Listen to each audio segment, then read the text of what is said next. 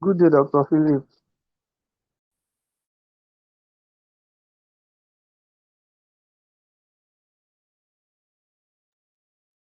Good day, sir. Can you hear me?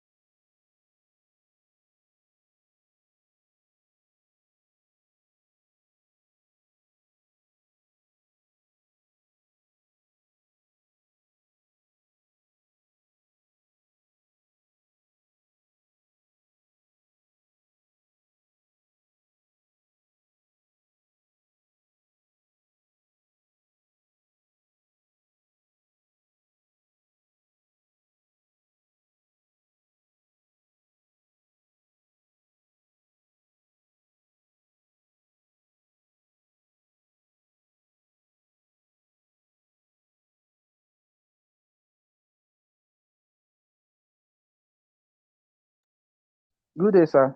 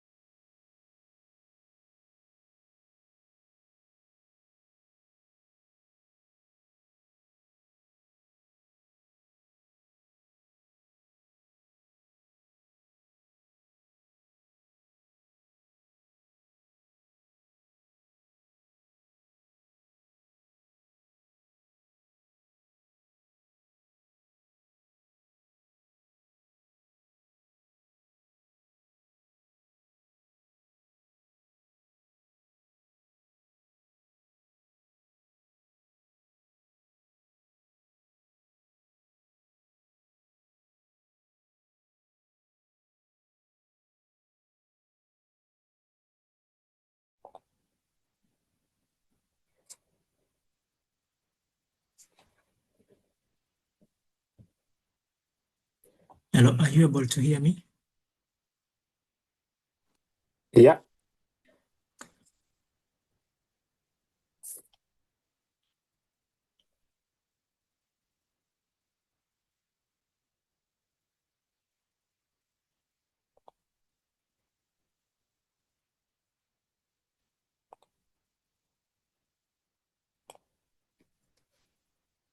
Philip, so you will let me know when to start. I guess you're still waiting for more people or something. Good day, everyone. Good day, Mr. Dennis. Um, I'm going to be the host for this meeting, and we are currently waiting for other people to join us. So we are going to do that for the next 2 minutes before introduction, and then we can start.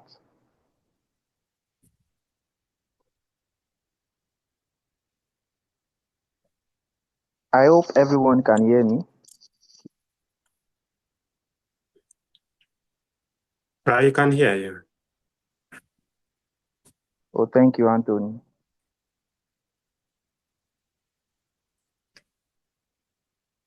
All right, this is another series of graduate school webinar series by the Rising Stars Initiative.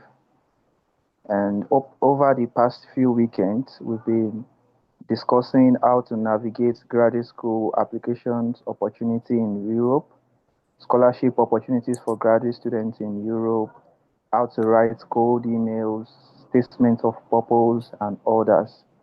And today we are in for another session, and I hope you all are ready. Before we commence, I would like to meet every one of us here. You can go into the comment section. You can type your name and where you are joining us from. I am Daniel, and I am joining from Oyo State, Nigeria.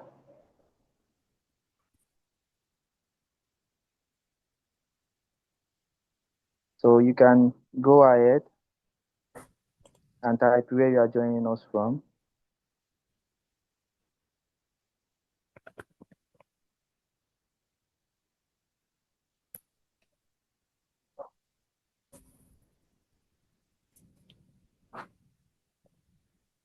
I can see Anthony on the call, Itunu, Rodney.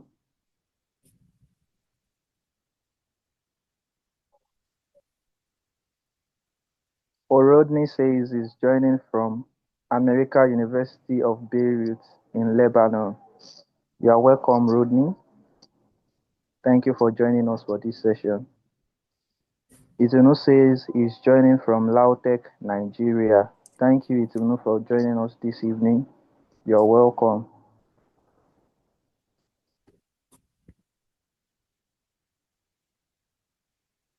Anthony says he's joining us from Buyambi, Germany. You're welcome, Anthony. It's so good to have you all on this call. Our resource person is here already, and I would like to read his citation while I give him the opportunity to take over. Lorica is a civil engineering researcher specializing in sustainable concrete materials.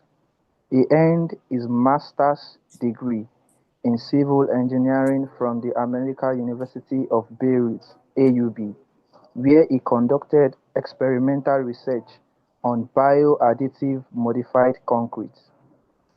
His work extensively focused on properties of Optia fuscus indica mucilage (OFIM) modified concrete, leading to the publication of journal articles and a book chapter on the topic.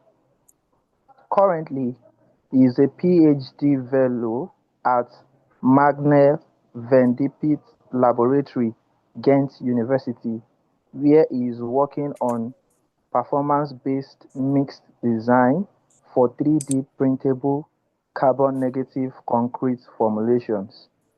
His research integrates principles of 100% waste constituent, carbon capture and storage or utilization, and 3D concrete printing (3CP) to achieve sustainable concrete infrastructure product system. Ladies and gentlemen, I would like you to make welcome Lorica as he take over this section today. Mr. Lorica, the floor is yours. Yes, thank you so much, Sunday. I'm glad to have you all here, and thank you, the hosts, Rising Stars, for inviting me for this talk, and I am happy to share really what I have, especially on this series today. I will share my screen and probably proceed from there. I will introduce myself again.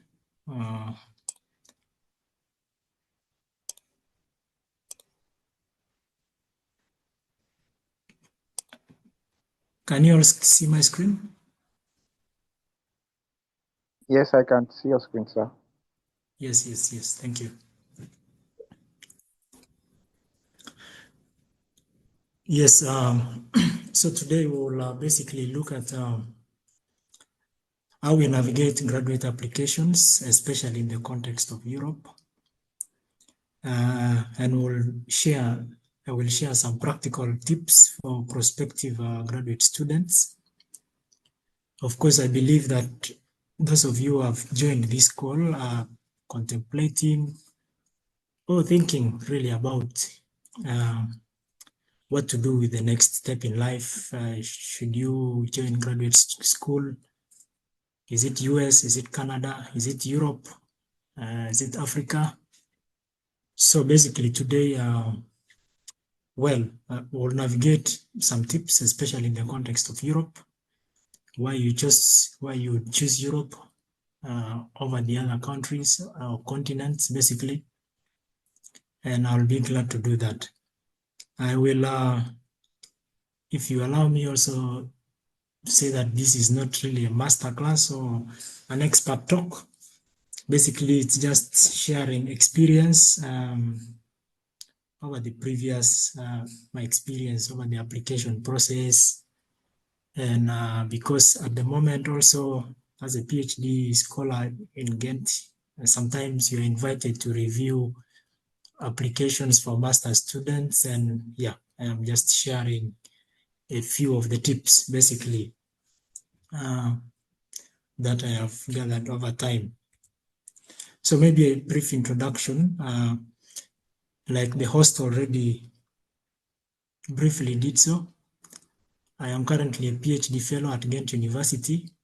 Generally, I'm a civil engineer, concentrating mainly on research on sustainable infrastructure, but specifically concrete or cement-based materials. I earned my master's degree, specifically Master of Engineering in Civil Engineering from the American University of Beirut in Lebanon.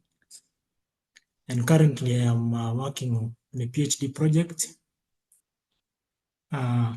specialized in developing mixed designs for 3D printable carbon negative concrete formulations. And I am doing this research under the CABCOM project, which is a Horizon Europe project. So this is a brief of myself, and today we'll together go through, just prepared a brief, but we'll go into some details and I'll be highlighting as we move, and also give more details into each of these specific subjects.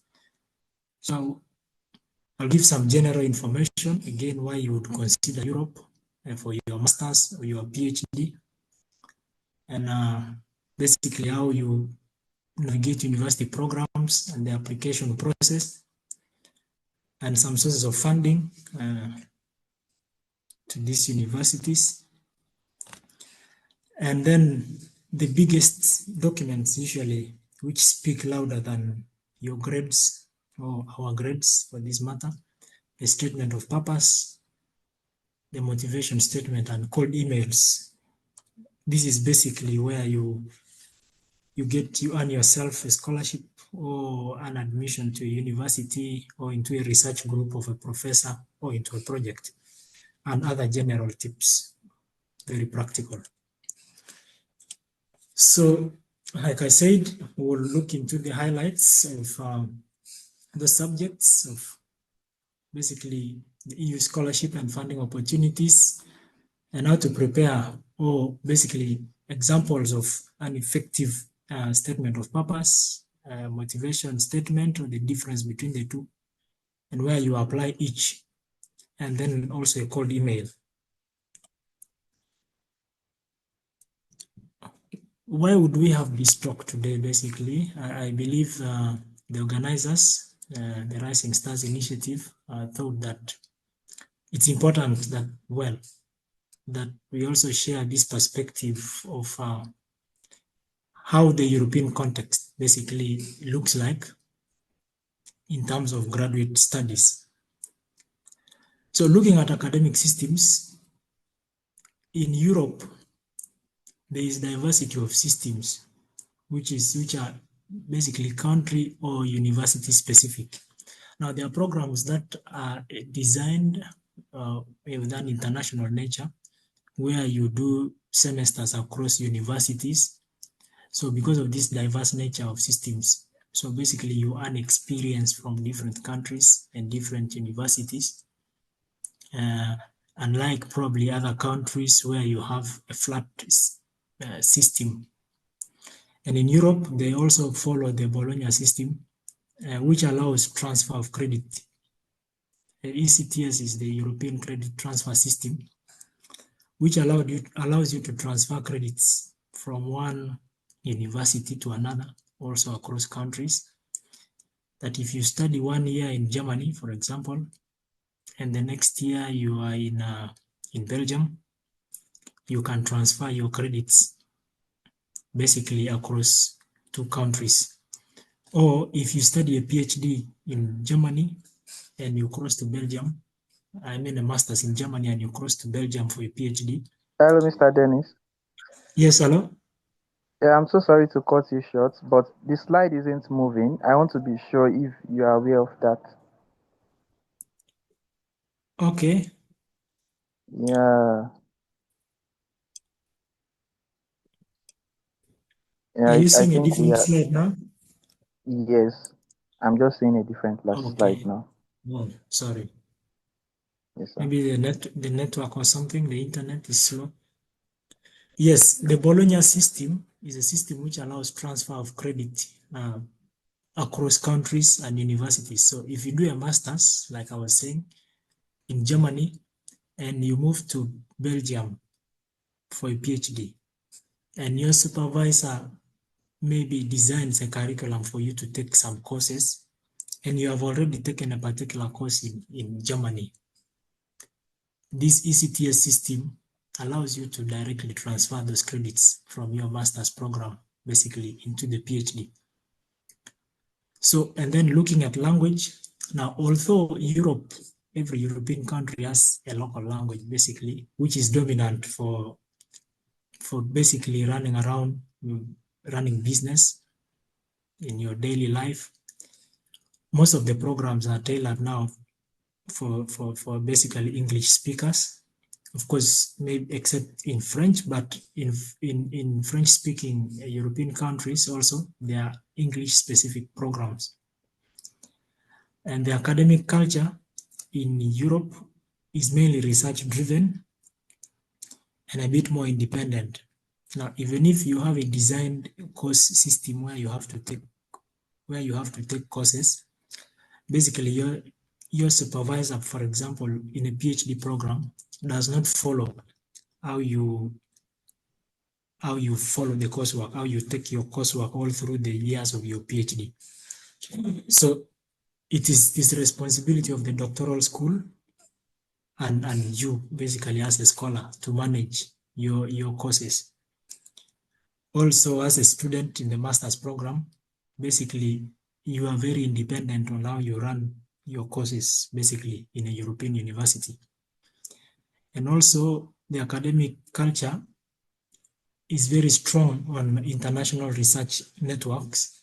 That in Europe you have the regional projects where the researchers collaborate across universities in Europe. Well, of course, because of the same projects, there is a wide range of scholarships. So scholarship opportunities, especially if you are in touch with the PI or in touch with the university that is collaborating in a European project, you basically have a chance of getting admitted into the next, basically the next grade. For example, if you're doing a master's, it's easier to get a PhD if you have information on the running European projects. Now, even if you don't secure a scholarship, tuition in Europe is free in some countries or literally affordable. If you're employed in a project, for example, a PhD, you pay like 500 euros in the first semester and 500 euros in the last semester. So, but all you need to do is to have proof of funding for the living costs. Are we on the next slide now? No, sir. Just to I confirm. think this. No, we are not on the next slide. I think this is like kind of maybe a technical. Yes, we are on the next slide now. Okay, I will just keep on changing. So the graduate system in Europe, masters, just like in most countries in the world, ranges between 1 to 2 years. Basically, it's coursework and thesis. And PhDs in Europe are mainly research focused. Maybe to clarify, probably maybe it's in the next slides also. A PhD in Europe is a paid position, and you're entitled to allowances, basically leave days and all this. So it is tailored as a work contract. Even if you're not a teaching assistant or a research assistant, being a PhD already entitles you to an employee contract. So it is not research, course focused. Basically in Germany and Netherlands, maybe it might be structured that your supervisor will arrange a course, mainly a list of courses for you. But in Denmark, France, Netherlands, and other countries, and just like I said, you're entirely independent. You choose the courses to take. If you choose to take a particular course because you think it is helpful to you as a scholar in that program, you basically talk to your supervisor, and if you are employed in a project, the project will pay the credits for the credits of that course. EU, and then in the Ireland and in the UK, these timeframes might be shorter, but of course the tuition is higher in these countries. Well, having given an overview, I'll just give a brief on university programs and some tips on the application process for both the master's and the PhD.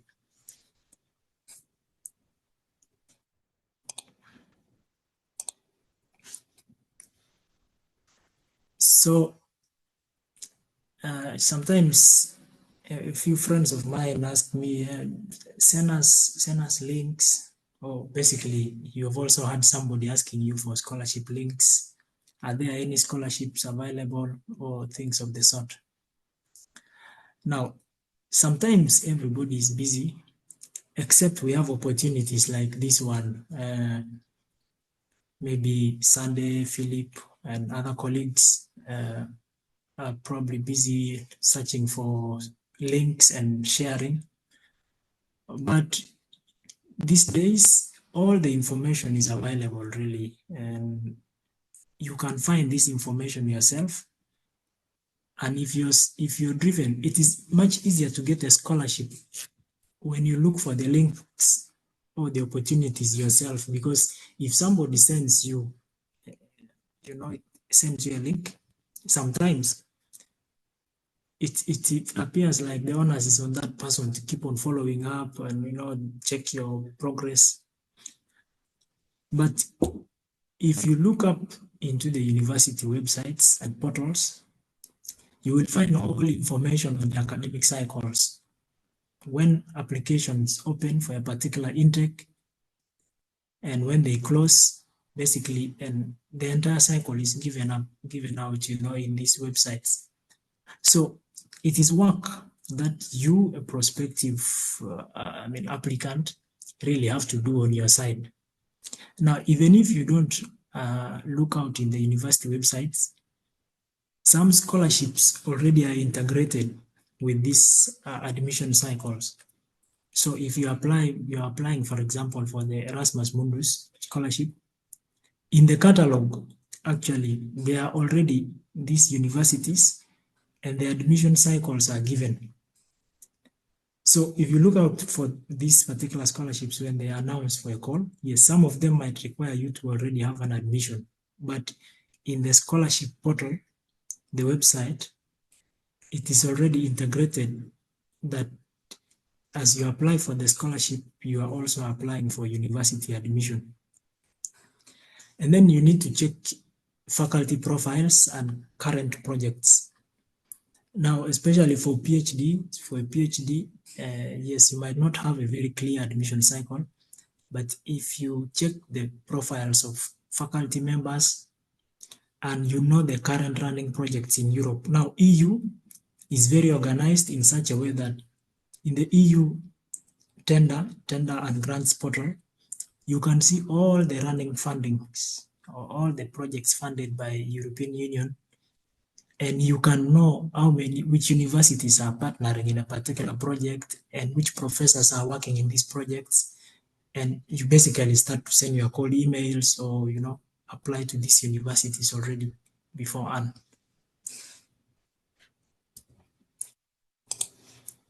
Sorry that I have to do this. It seems the network is a bit slow either on my side, I don't know. Now, for master's programs, basically you have to start way beforehand. Now, in Europe, generally, the academic year begins in September. So for the September intake, scholarships start to open, or the call for application starts to open in August of the year before, the preceding year of the intake, up to March. For example, if we are looking at September next year intake, at the moment, some calls are already open, some calls are running already at the moment. So you do not wait until January or February, and then you start trying to search. Eventually, you will miss out on some scholarships or university admission cycles that were opened way back. And of course, you never know, that is maybe where your chance was. And of course, sometimes there is also, they open for late applications, and usually for late applications, they put you, of course, in the waiting list, and you have to wait if the people who applied earlier do not take up the positions or the slots basically available in these universities or in the scholarship slots. Now, for PhD programs, much as some universities which have a structured arrangement for the PhD program have a clear structure or a clear timeline when PhD programs are open or applications are open and closed. But usually in Europe, because all PhDs, not all, but the majority of PhD programs or PhDs are employed directly into EU running projects or a local funding within a country. So it depends on when a position is available, even if it's in January, anytime. So it's sometimes scholarship opportunities are open, PhD job opportunities are open until it is filled, and then basically that is when they close.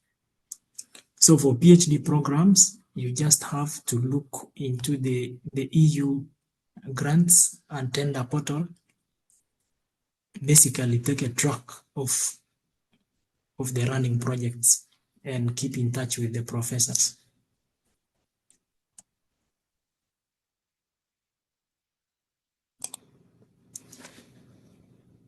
So if you're applying, basically, there are requirements. I know some of this information is what you've seen across many presentations and all this. So it cuts across. In the European context, they ask for academic transcripts and your CV, statement of purpose, or motivation letter.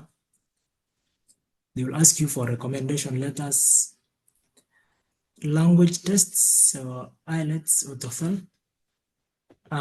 Now for masters in Europe, this is quite necessary. But for PhD programs, if you have done your masters in English, if your masters is in English, usually they do not require you to provide an English test, but of course you will have to fill in the waiver. There are some requirements, prerequisites that you have to meet, especially to confirm that your master's was in English, but usually your transcripts are enough. So it depends on the university, but for a PhD, it's not usually very required. So the GRE and GMAT are very rare in Europe. I know in the US, I once applied. Well, there's a professor who had, because I know the US system is literally the same. You get a professor and then you have to apply to the university. So there was a professor who had accepted me, kind of, in quotes, and then asked me to apply to the university. And I applied to the university and they wanted the GRE exams. At that point, I was finishing up my master's thesis. I didn't have really time to do the GRE exams. So, well, I lost the opportunity, but it's very rare in Europe. Once you have a promoter, I think the language here is promoter, someone who is willing to promote you. Basically, he has done the selection. You hardly go through another selection process by the university. Basically, what the university does is verification of your documents and other things to do with notarizing your documents with the Ministry of Foreign Affairs, all those things. Those other, but not like the GRE exam and all these things. If your supervisor wants it in the European context, he will be the one to ask for the GRE exam, something of the sort.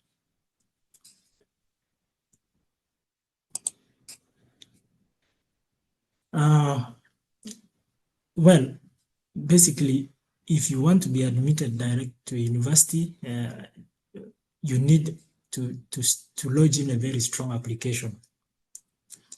And just like I said, your statement of purpose is a very strong document.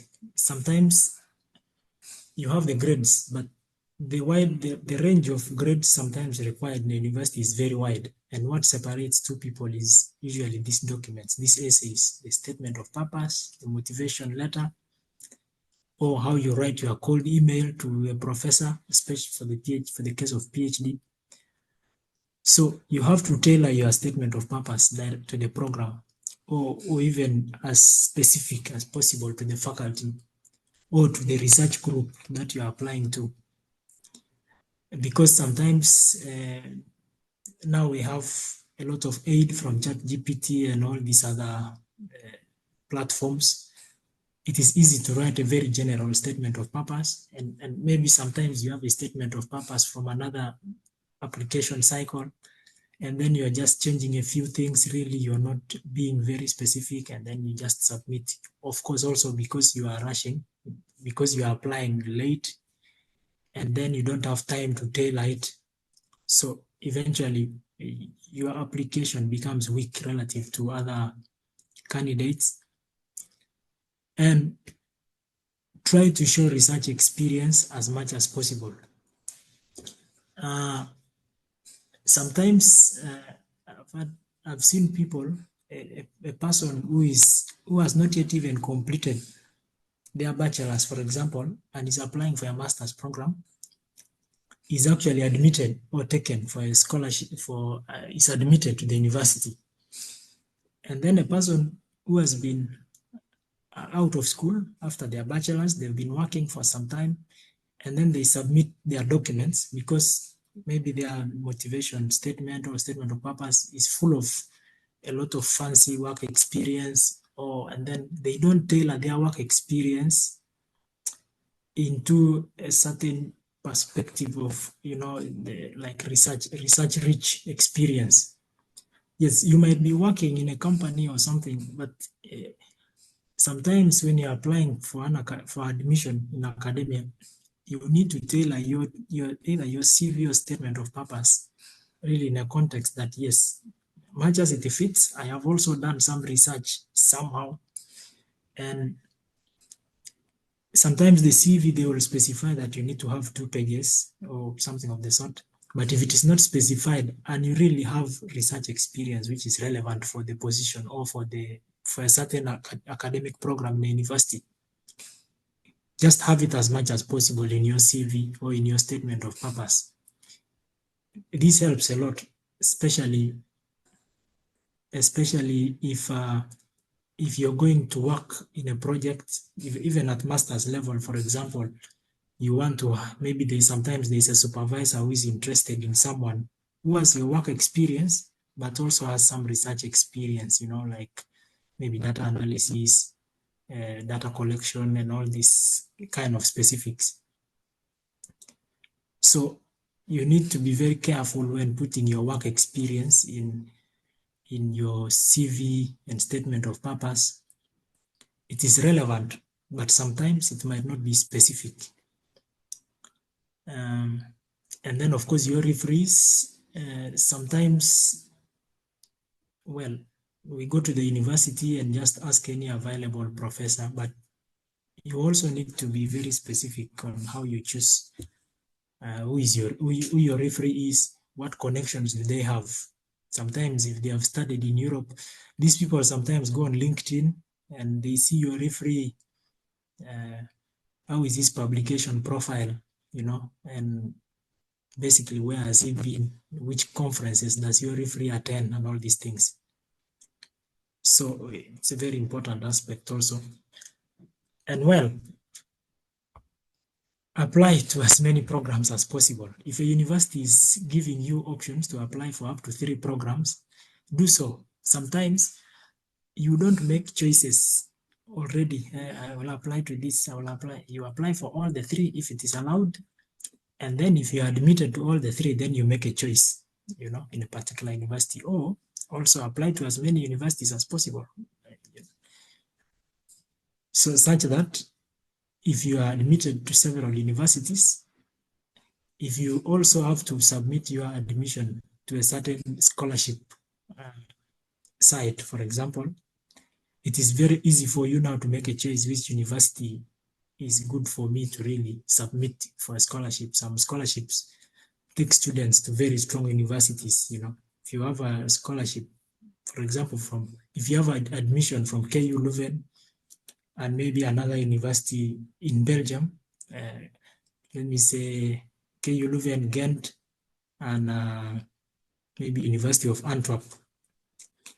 So you see, if a scholarship now asks you and you submit an admission from KU Leuven because it has a very high ranking, it's like top 50 universities in the world, well, you might have a chance of easily getting, because they know you are a top candidate, to be admitted to KU Leuven.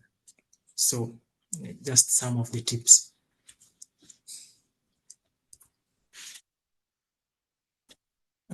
Funding opportunities in Europe. I'll give details on how you really look for funding in Europe, basically, especially at the regional level. Europe has a lot of country-specific scholarships. If you are admitted, for example, now you have looked for a university program and you have been admitted to a university. Now you need to go to that country site and basically look for available funding in that particular country. But also generally in Europe, you have scholarships at the regional level, and those are usually the most common or the major scholarships in Europe. The EU funded scholarships, or the EU funded projects, which then eventually invite students to apply. But the country specific scholarships are very common, maybe in the UK, but in Europe also, of course, though you have DAHAD and the Eiffel scholarship in France and so on. Most times, some of these scholarships are very many. The opportunities are many for PhD students, if I may put it really correctly. So,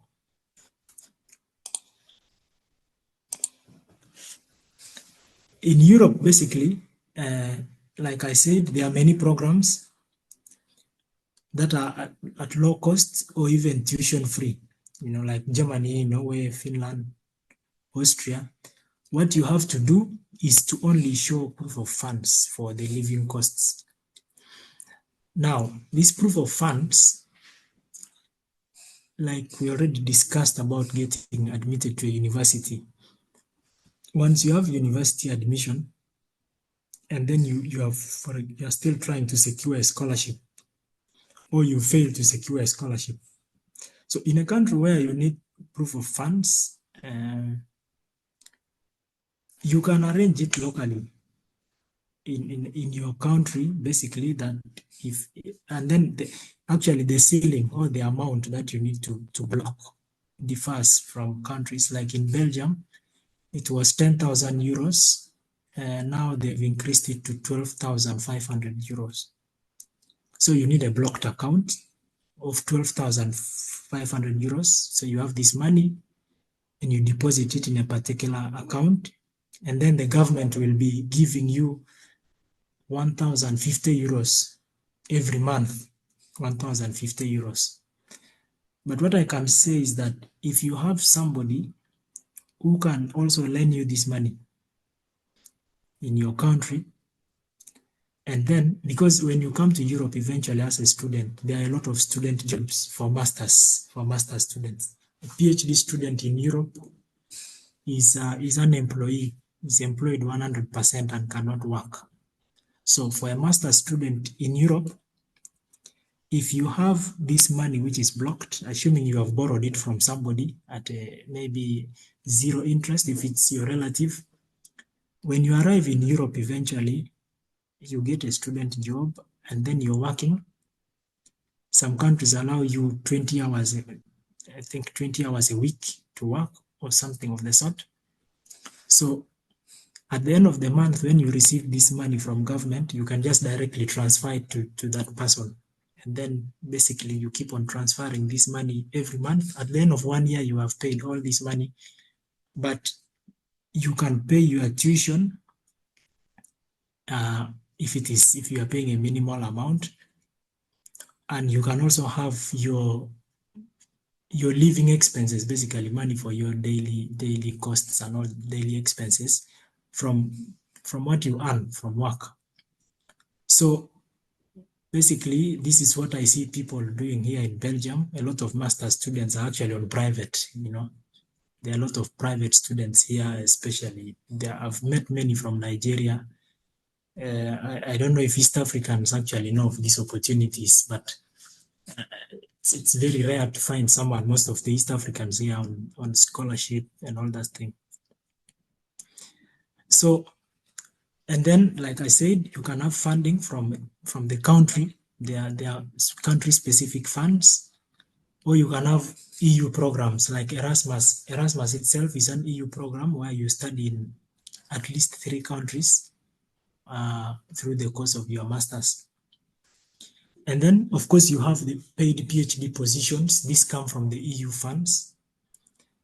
But for all this, you really need to apply very early. Like I already said, that sometimes the applications open right from August for September intake of the following year. So you need to start looking for these opportunities from around August or even much earlier up to March. Usually after March, for September intake of the same year, it is difficult to secure funding.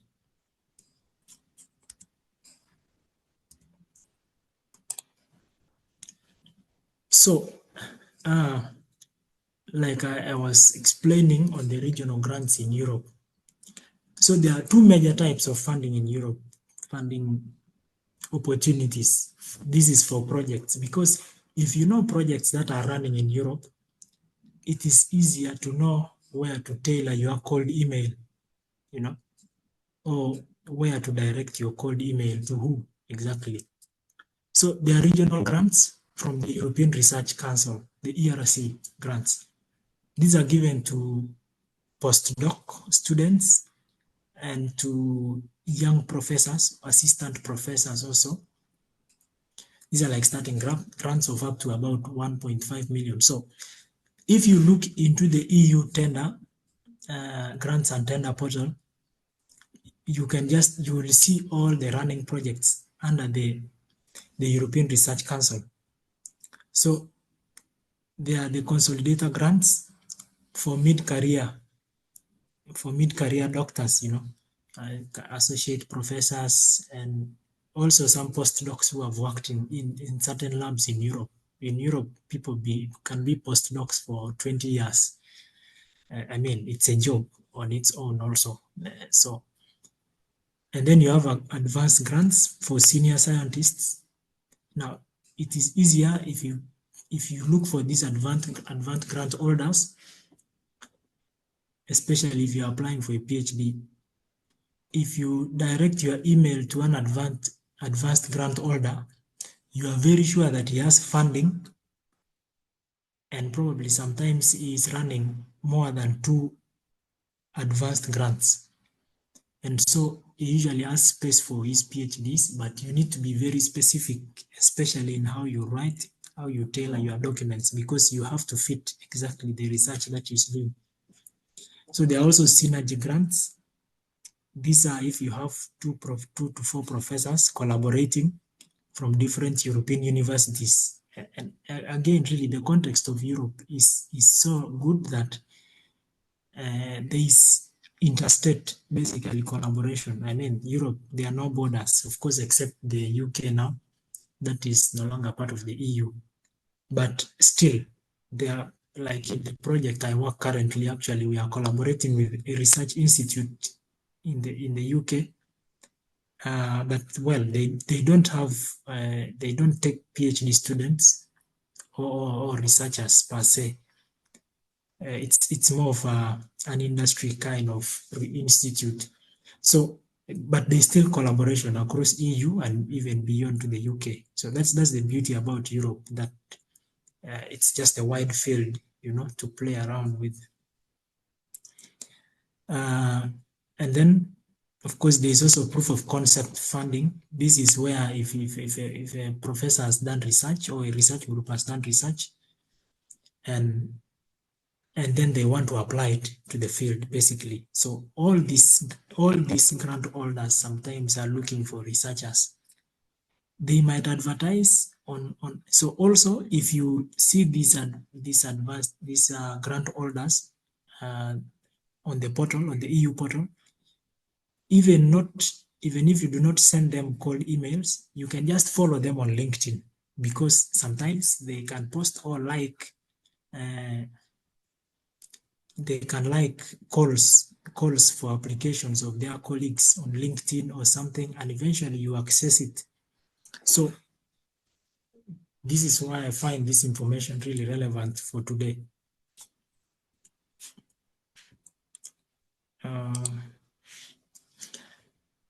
And then there is another form of funding from the European Innovation Council, which is also bridging research and market. Basically, they look at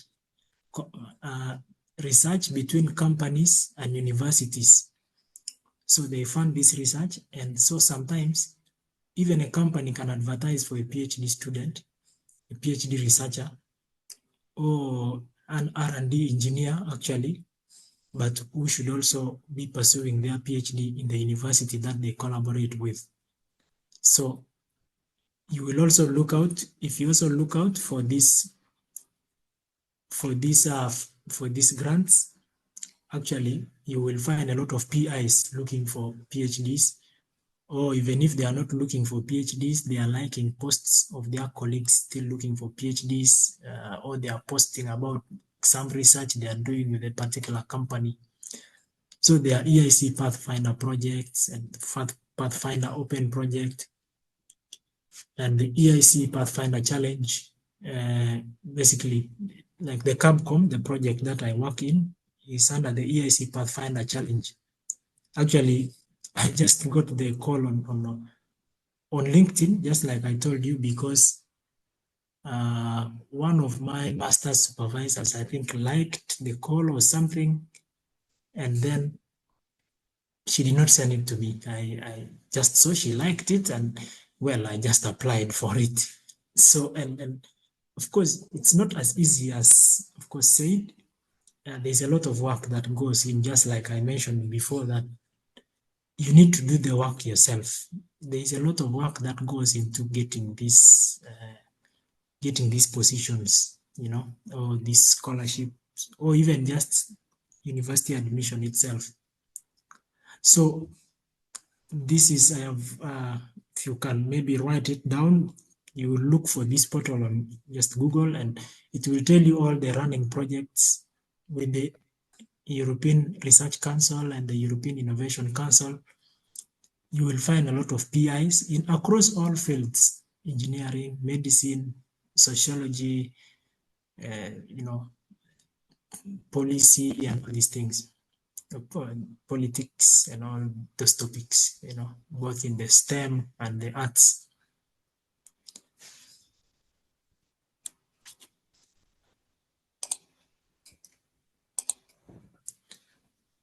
Of course, now coming down from those grants, at the regional level, there is, like I said, Erasmus Mundus, joint masters. Still, they pay everything, full tuition, and you have 1,400 euros per month stipend, well, which is enough. But of course, again, in Europe, you can still work as a master's student. So this money, it can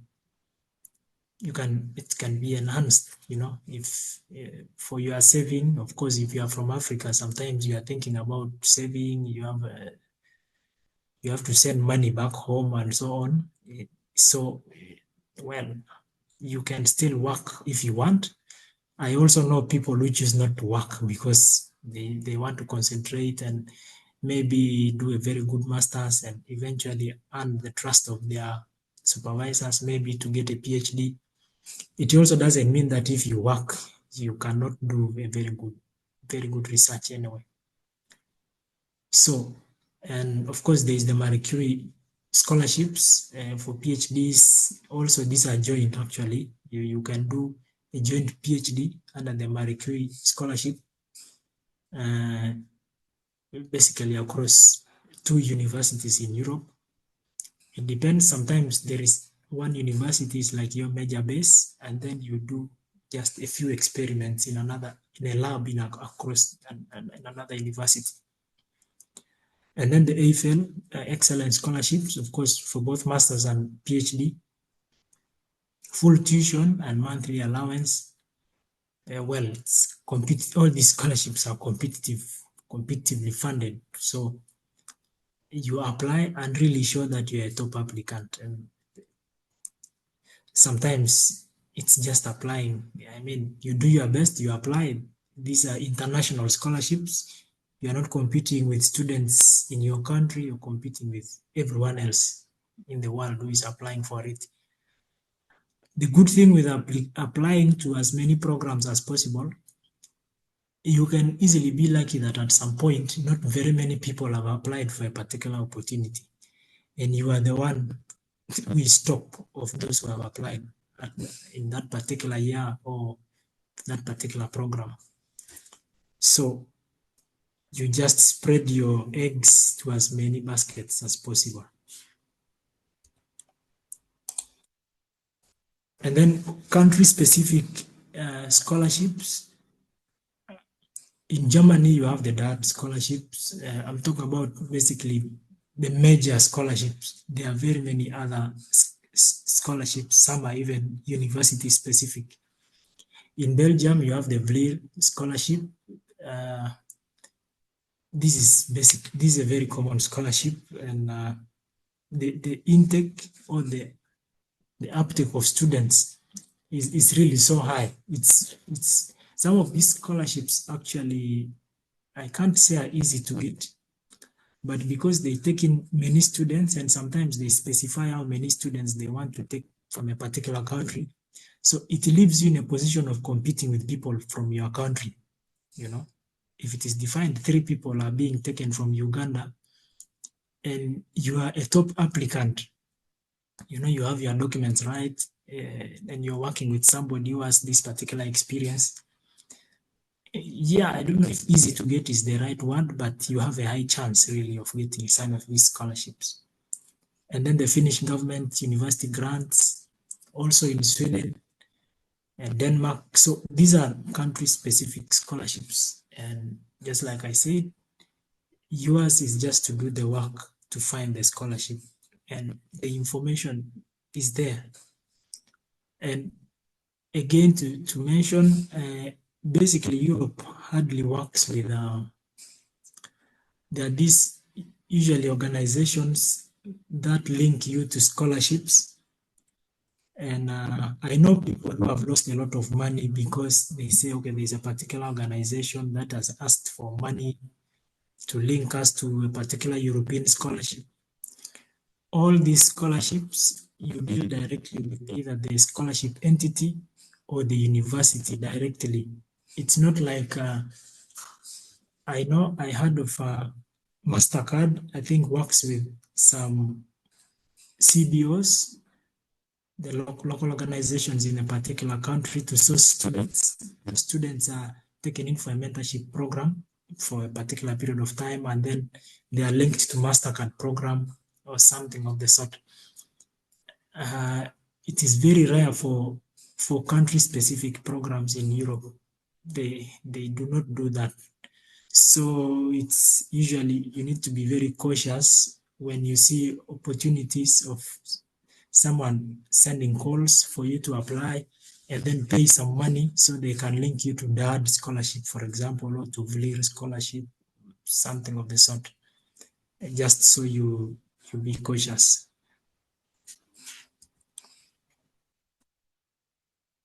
So I really want to spend some time now on the practical aspects of statement of purpose, a motivation statement, and cold emails. Because these statements, or the cold email and these two statements are very, very powerful. And this is where scholarships go, basically. Scholarship easily goes to someone who has written a very powerful statement of purpose compared to somebody who has a distinction, basically, you know, or a first-class bachelor's. If they say we are taking from second class upper to first class already, yes, much as the ranking comes, but usually they first pick people with the best documents, and then they go the other way around, they look at grades. So you just have to be very, very smart when you are tailoring these documents to a particular university or to a scholarship. So basically, what is a statement of purpose or a motivation letter or motivation statement? And how should you write this, basically? I mean, what are the good practices when you are writing a good statement of purpose or a motivation letter? Like I already said, these statements speak louder than your grades. Most of the time, by the way, most of the time. But when you write, you should be precise and concise. You don't need to write 3 pages. Most of the time, not even more than 1 page, actually. You should be as brief as possible. And if they specify the word count or the page count, you stick to it. And then write it as a flowing story. If you are writing your statement of purpose, it should really be a story that is flowing, you know. Or maybe in 2010, I enrolled in a particular program, and then what followed that? basically every statement should have a connection to the previous statement and to the next. And then you end, of course, with a power statement. That is either your purpose or your motivation. I will clarify on the difference between this, I think, in the next slide. And then you should be as realistic as possible. Some people sometimes want to overstate a lot of things in the statement of purpose. You know, I worked in a program and we have sent 20 students now, they all their PhDs. I mean, why are you still looking for a PhD, or why are you still looking for a master's if you have helped students attain PhDs or something? And then you should balance between truthfulness and arrogance. Yes, it is good to state the good things that you have done, but sometimes you're not the only person who has done those things. There are a lot of many people who have done that. So how do you state really exactly your experience or your purpose in life without being arrogant? Like the tone in which you write, you know. So you need to balance these two. And also, of course, there is balancing between humility and self-downplay. You're trying so hard not to be arrogant also, to the point that you really play so low and eventually you also rank as a weak candidate. So when you're writing, you should balance your tone really. Not so arrogant, not so humble. Sometimes the humble that we think about, especially in Africa, that to be humble is to speak less of yourself and not to bring out your strengths really, and not to stress your strength. And then you need to prepare in advance and tailor accordingly. You know, also somewhere in between the lines, you need to hype the institution or the funding agency, the scholarship. You know, this scholarship has funded a certain number of people in Africa, and really it is for this purpose. And you know, that I am really motivated because every student who has studied in this university or something of the sort, you know, you need to talk big about the university or the scholarship agency. You need to speak to the mission or the vision of that scholarship agency or the university also. And maybe something I also want to put across is that these days in Europe or everywhere, they already have a list of poor countries. So you don't need to speak about how you come from a poor family, you know, how the water collection distance is 20 kilometers away and all these things. So you want to improve the situation. Well, if it is in your purpose, it serves. But if you want to use it to attain the scholarship, it no longer works these days, because like in Belgium now, they know that these are the poor countries. So when you're applying from Uganda, they already know you are from a poor country. So what is it that you have done even in your situation coming from a poor country? That is the most important thing. What are the advancements, you know, that have accrued to you over a certain period of time? What are you pursuing as a person really, even in these current conditions in Uganda? So you don't need now to speak, you do not need to show how poor you are to get a scholarship now. They already know that you're from either a developed country, a middle income country, or a developing country. So it is, you just have to come out strong in these statements and really state what you're doing and what is your next step in life and what do you want to do. How does this opportunity fit into your purpose, or how do you fit into this available opportunity? So you just have to be careful when writing these statements. So if I may state the difference, the statement of purpose and motivation letter are sometimes used interchangeably, but of course some selection committees also sometimes are not very sensitive to these things. But if by any chance you meet a selection committee that is very sensitive to a difference, and then you're left out. So it is just good to be up to your game and really tailor them. Specifically, if they're asking for a statement of purpose, you know what to write. They're asking for a motivation letter.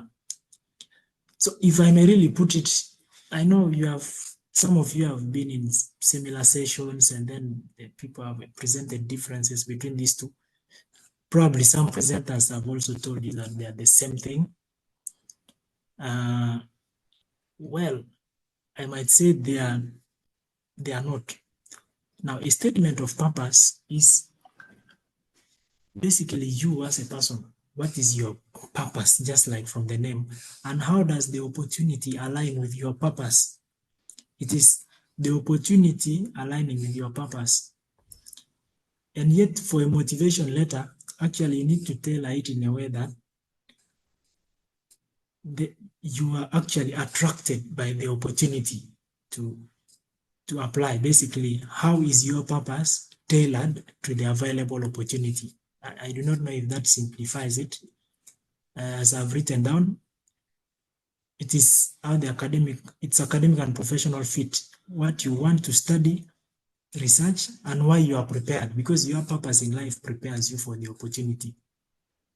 So I will give examples. So for a statement of purpose, you aim to demonstrate your readiness, because if you are talking about your experience and what you have gained over a period of time, and then basically you have to state eventually somewhere at the end that from my experience and this available opportunity, really there is a match between these two. You don't even have to say that, you know, I'm attracted or something to this opportunity. You're just stating the facts, you know, and talking or relaying your purpose or the kind of person that you are or the experience that you have built over time. And the selection committee basically will now see that, oh, we need this person, you know. And yet for the motivation letter, you want to convey enthusiasm and alignment with the vision or the values. So it's like the opportunity is tailored to draw you towards it. It's like, I am really drawn to this opportunity. It is very attractive for me, something of the sort. I don't know if I can put it in better words than that. So to put really some very practical examples, if you're writing a statement of purpose, an example, like my current research focuses on nitration kinetics of low carbon binders using isothermal calorimetry and microstructural analysis. I'm particularly interested in exploring the reactivity of alkali. So I'm not interested in exploring the opportunity. Okay? I'm just talking about my life and how I'm interested in exploring reactivity of alkali activated slugs under accelerated carbonation conditions. So the PhD position at TU Delft aligns closely with my goal of developing carbon negative 3D printed concrete construction materials. So it's like, yes, we have a meeting point between the available opportunity and my purpose, basically, or my career. And when you write a motivation statement, so you basically writing how fascinated you are by the available opportunity, or basically how you are attracted to the available opportunity. So, like I highlight, my fascination with sustainable construction began when I witnessed the environmental cost of conventional buildings, building practices in my home region. I realized that innovation in construction, in materials, can directly influence climate resilience. So joining the PhD or joining the TU Delft team would allow me to combine my technical expertise with my personal commitment to carbon neutral designs. So I don't really know if these practical examples put it right, that when you write a statement of purpose, you're really expressing how you are attracted by the opportunity, how good the opportunity is, and how you really want to pursue it, you know. So in the context of an arts person, for example, if you're looking at the language, so you would also look at this tone by yourself, that you can really see that one person is talking about who they are and their expertise, their experience over time, and trying to find a meeting point. So my research interests lie in the intersection of migration, urban inequality, social policy. During my undergraduate dissertation, I examined how migrant women in Brussels navigate informal employment networks as a response to restrictive labor laws. Through qualitative interviews and thematic analysis, I identified a recurring pattern of networked resilience among participants. Building on this information, I wish to explore how urban social structures reproduce inequality within migrant communities. So note that this person has stated what they wish to explore, but not even the available opportunity. They're just saying what they wish to explore in life. And then the available opportunity probably meets or is aligned with their ambition. So, and then they clearly state the Masters in Sociology at the University of Amsterdam offers a strong methodological component and faculty expertise in migration studies, which align closely with my research. Ultimately, I am to pursue doctoral research. So eventually, even at the end, I also intend to pursue doctoral research in migrant integration and policy. So this person is even giving their intention beyond just the available opportunity. So it's like they have set their life. It's not about the opportunity, but yes, this opportunity perfectly aligns with my life. And then on the other way around, if I can just go to the highlight, the Masters in Sociology at the University of Amsterdam presents an opportunity to connect my personal experience with rigorous research on migration. I am particularly drawn, the opportunity, I'm particularly drawn to the program's focus on comparative urban sociology as I aspire to contribute to more inclusive urban policies and narratives. So if you can see the difference, basically, that one is talking about the program and how the program is really how they are really motivated because the program is really good enough for me. And it's like, yes, this is my purpose, but at this point that I see this opportunity, I think it is good for me to pursue this opportunity. In just other ones, maybe. So these differences are very minute, but a selection committee that is very sensitive will put you aside just because of the language, because the tone of these two documents is different, like completely if you look at it very critically. And yet you might think it's the same document,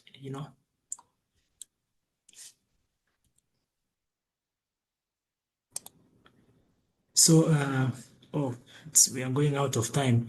Anyway, I just gave a small, like a screenshot of mine, but be very practical. I will just go to the last, because this was they required a motivation statement. I'll just go to the last paragraph where I wrote, Ghent University and the Magnell van de Putte Laboratory being committed to innovative research and sustainable knowledge development, I am eager to contribute my skills and passion for concrete experimental research to support and learn from the CAPCON project. So I basically talked about how good the lab is and how I am eager to work with them or something of the sort. Now, this might have not been really one of the best motivation statements because I was even rejected first, and then they interviewed the first set of candidates. They did not get a candidate, and then they got back to another set of candidates in which I eventually was falling, and then eventually I was recruited. So I just wanted to highlight how you write a motivation statement in comparison to if they wanted a statement of purpose, it would be something different. I will run just very fast through cold emails. A cold email is an unsolicited email that you send for the very first time to someone you don't know personally, usually to introduce yourself and express interest in collaboration, supervision, or an opportunity. So usually, especially for PhDs, after you've gone to the EU portal, you have seen the running projects, you have seen the professors working on that project, you write down your list of professors you want to send emails to, and then you tailor very, very specific emails to those professors. There are some good attributes of a cold email. You should state your purpose very clearly. The email must make it obvious why you are writing, to inquire if there's a PhD position, collaboration, or funding. You should just avoid writing vague emails. I mean, I am interested in your lab. You need to specify what exactly your interest is. And then you should personalize it. You should show that you have read the work of a certain professor or an academic that you are writing to. Now, these guys, they find pleasure that their work is being read, but most importantly, it is being understood.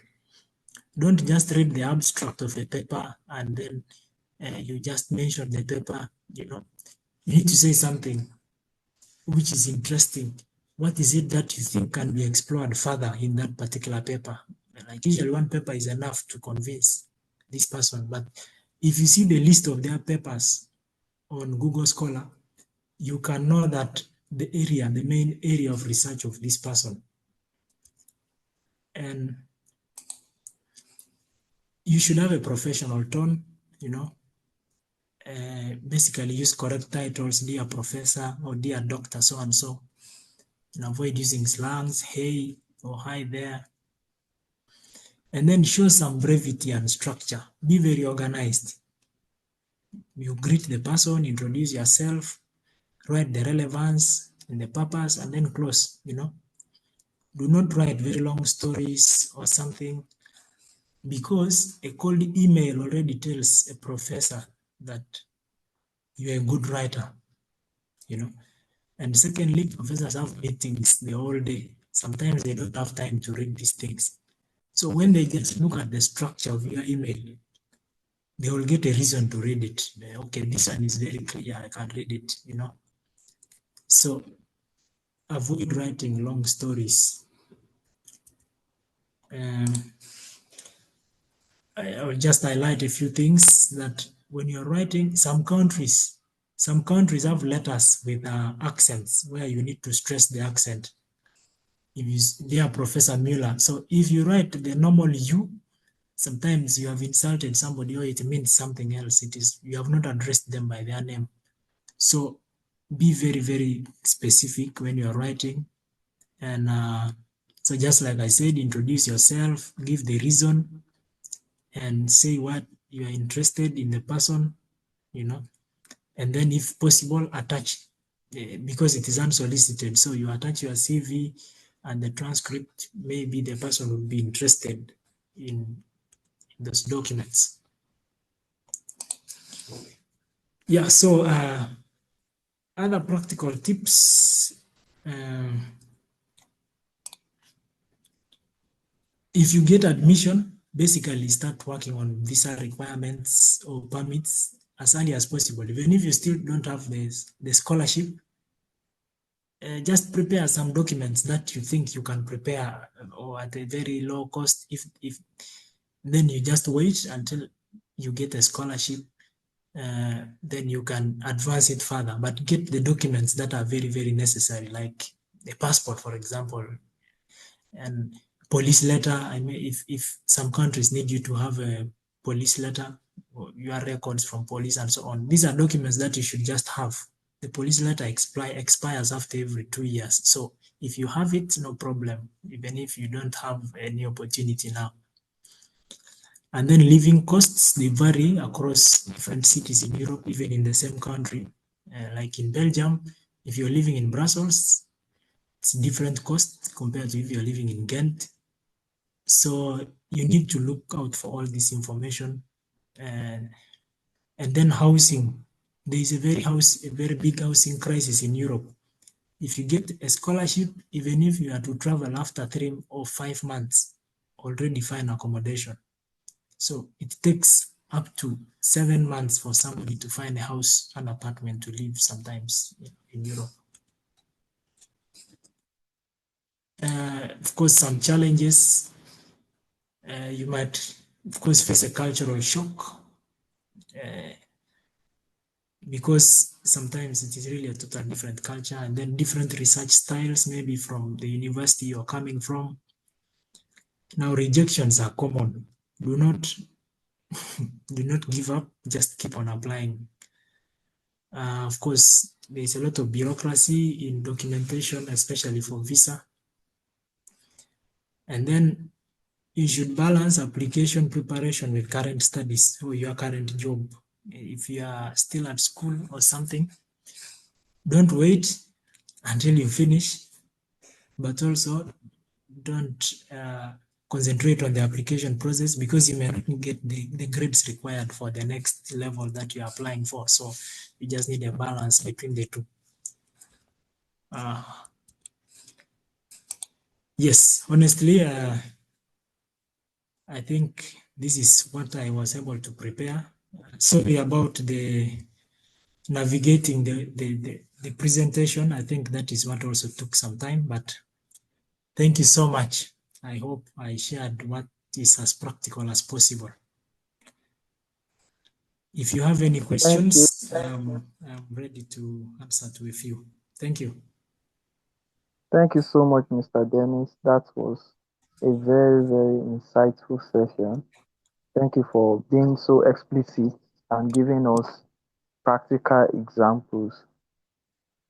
All right, so I would like to know if anyone has one question or the other for Mr. Dennis.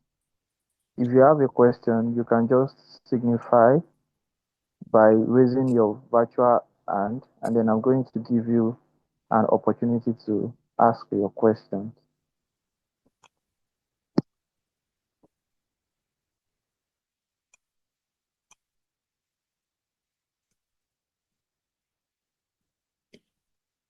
I know maybe probably you might want to process the question.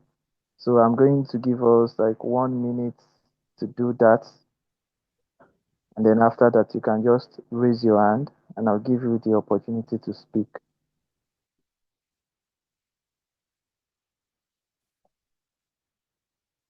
All right, Mr. Rodney, I see your hand raised. You can go ahead and ask your question.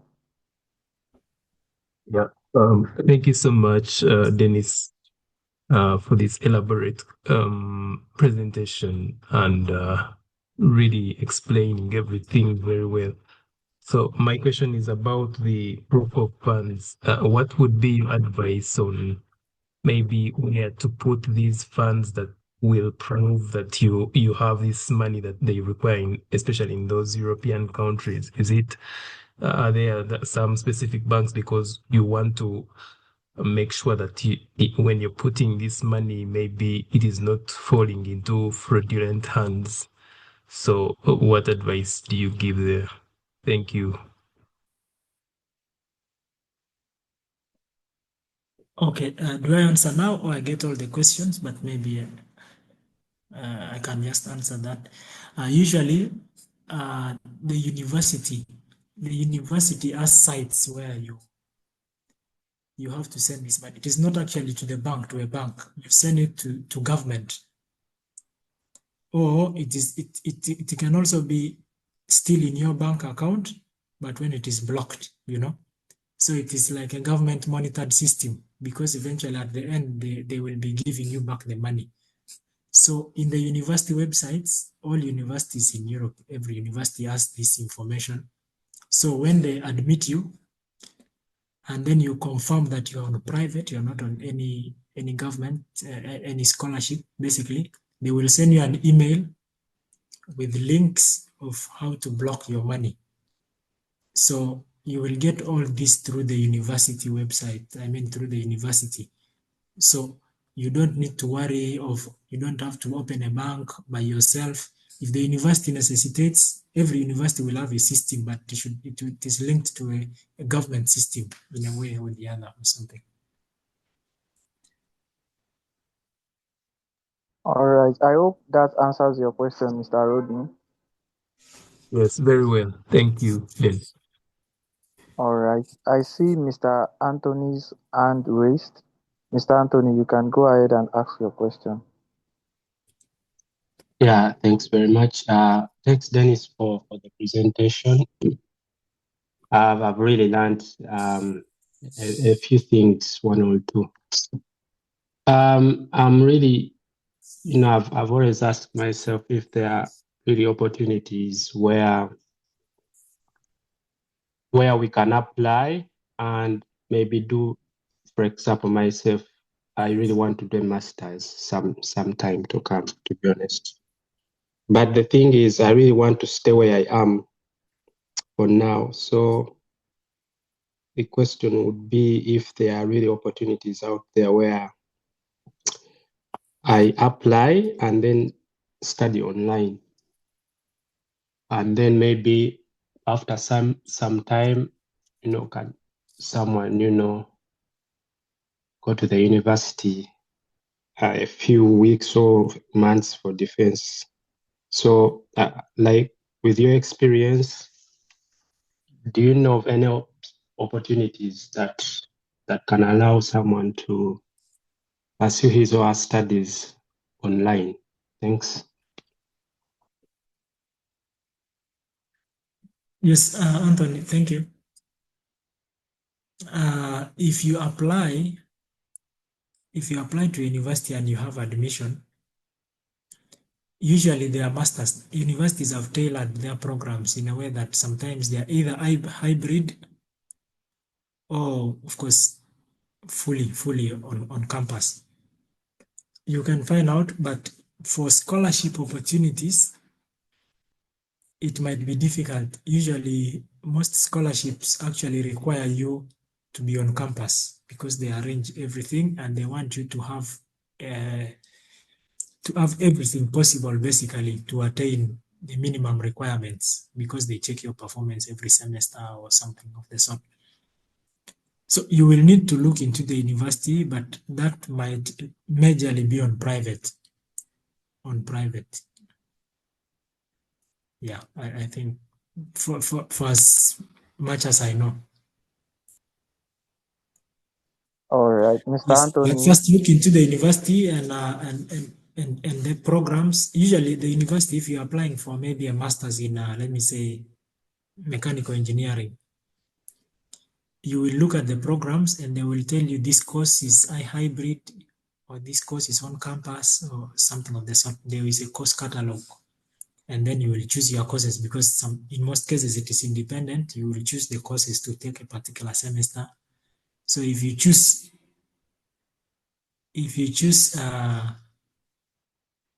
the courses which are hybrid for the first semester, all of them, so it will be good for you, but that will be on private majorly.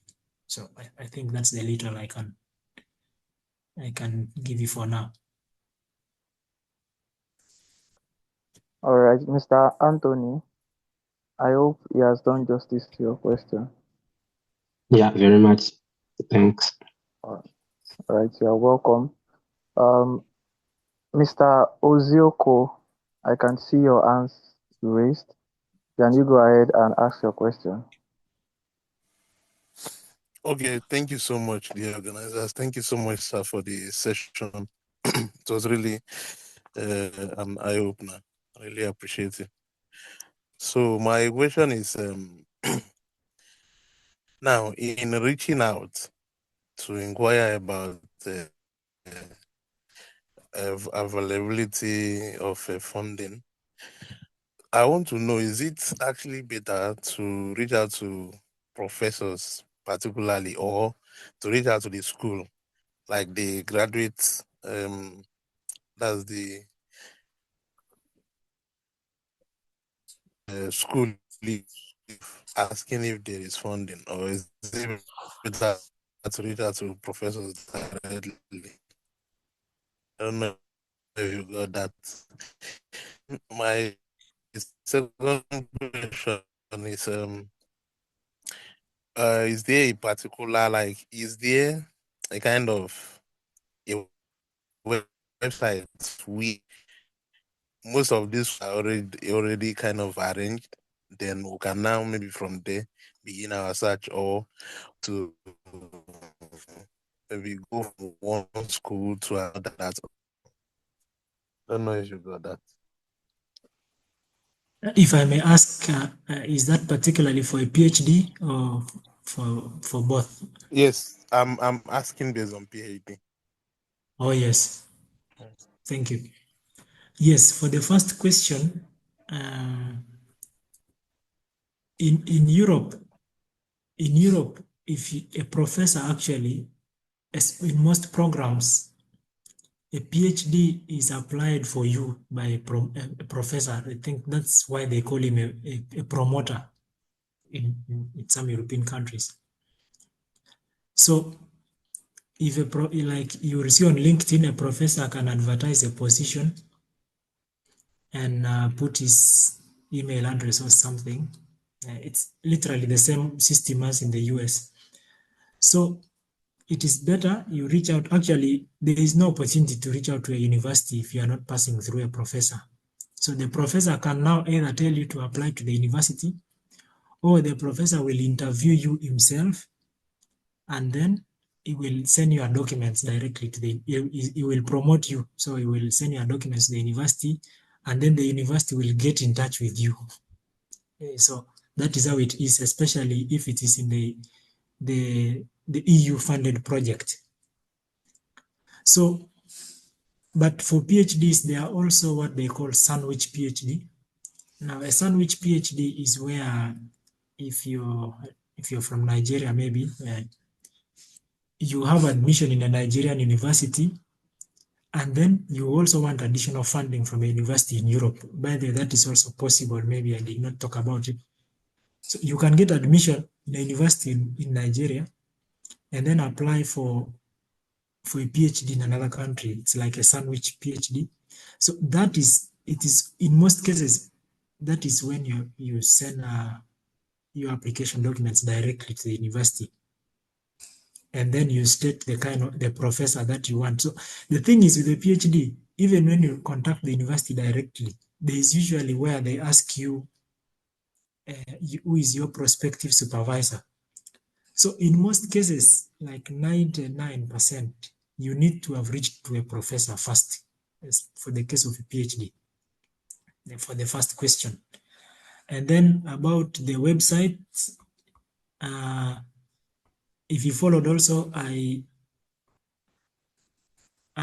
talked about the European grants and tender portal. Now, if you go to that portal, you can just type on Google European grants and tender portal. If you go to that portal, you will find running projects. It will be written ongoing, closed, ongoing, closed, ongoing, closed.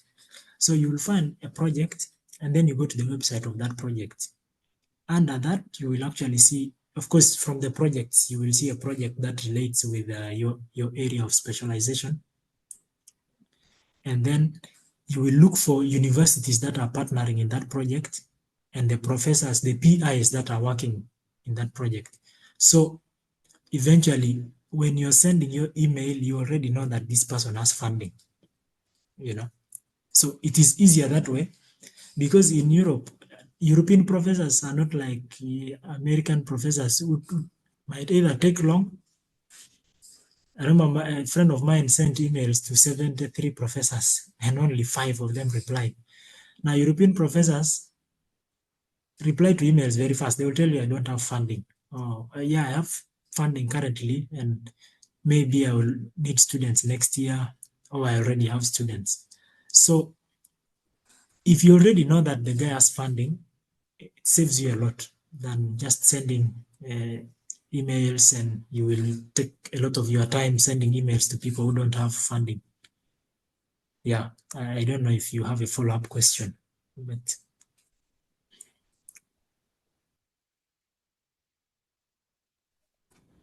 All right. All right, Thank you thank so you. much. Thank you so much. You're welcome, Mr. Ozioko. From the chat here, I can see two questions. I'm going to answer one and then I'll direct the other one to Mr. Dennis. Mr. Alex said, "Thank you, everyone. I had a humble request if you could share this PowerPoint once more to my email, please. Um, for this session, this entire series, you are going to, they are going to be uploaded on our YouTube channel. I'm going to send the link right here so that you can follow us. At the end of the whole series, you can just look out for the videos. They will be uploaded. And I also think that the slides and the resources will be shared with you once the whole series is completed. And there is another question here, and I'll be directing that to Mr. Dennis. I am a civil engineering graduate. My research area focuses on durability of metacholine blended cement mortar admixed with calcium carbonate nanoparticles. How do I easily find professor that aligns with my area of research in European universities for master's degree pursuits? Mr. Dennis, you can help us take that. Yes. Now, when you have a specific area of research interest already after your bachelor's, there are a lot of professors working in this area, even in my lab. But usually you need to first get admitted to the university and general masters in civil engineering. And then after the 1 year of coursework, then you will apply to that professor, basically. So you will apply to professor. So what happens, like at Ghent University, where I am currently, every year, professors open, okay, not only professors, even PhD students, like I open like different topics for master students to apply and do research under my PhD.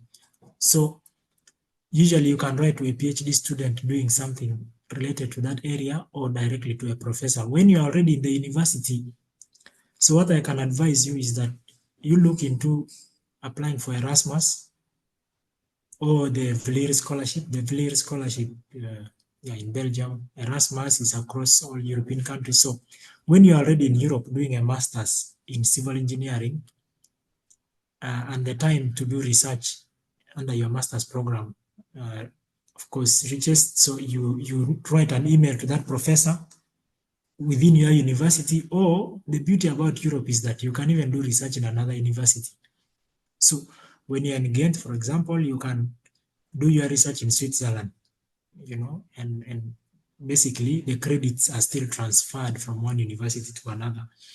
So the thing is that you need to first get admitted to a master's in civil engineering in any European university. Then you can get access to these professors. Thank you.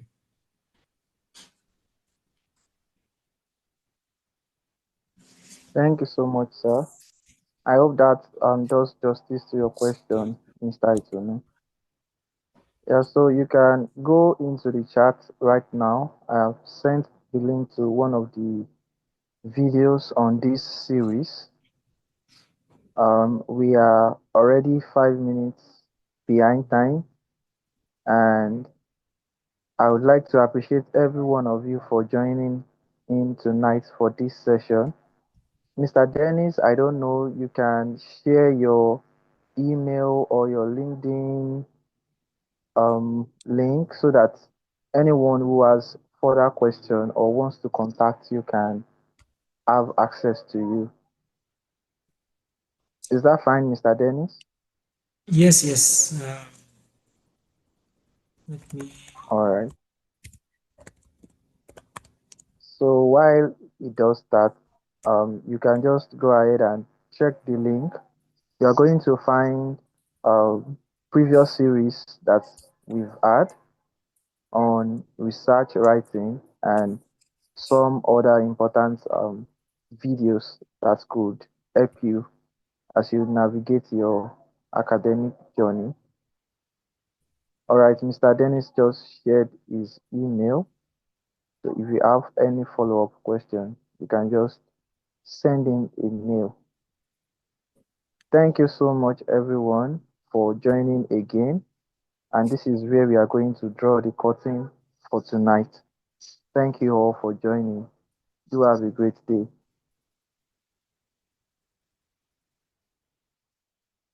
Yes, thank you so much. It was a pleasure really sharing with you. Bye. Thank you so much, Mr. Dennis. Bye. You're welcome. Thank you. Thank you, sir. Bye.